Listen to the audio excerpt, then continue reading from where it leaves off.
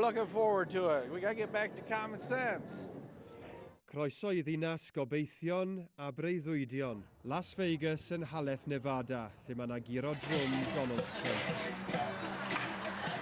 Do you think the United States is gambling by putting Donald Trump back in the White House? No. America, as you might know, is one giant corporation, and he's run very successful businesses. Best gamble we've made in several generations. It's nothing but just pure hate, and it's lingering on us.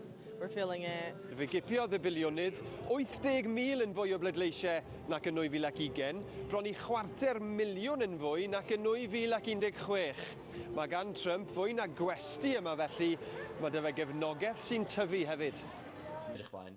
Yng nghartref teulu Turner mae'r sgwrs yn troi at wleidyddiaeth. Mae pobl yn casau Trump falle'n fwy na mae pobl wedi casau arweinydd o'r blaen.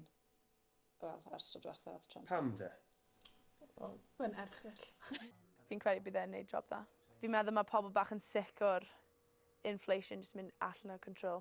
A fi'n credu, even reit ar ôl mae'n cael ei elected, mae ddim even mewn office eto. A ni wedi gweld newid yn dechrau hefyd.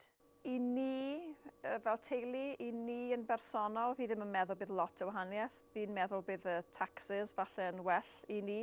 Fi'n gobeithio tro yma bod e bach yn ddoethach. Fi ddim yn hoffi fe gwbl. Os mae yna anghydweld ar yr aelwyd.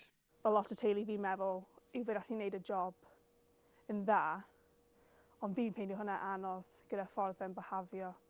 A even os mae'n allegations neu stwff am past fe, mae jyst yn ddim yn ei fi teimlo'n really cyfforddus. Gydag ail act yr arlywydd Trump wedi dechrau, dos neb yn sicr beth yw ddisgwyl. Fel maen nhw'n ei ddweud yn Vegas, mae pob dim yn bosib.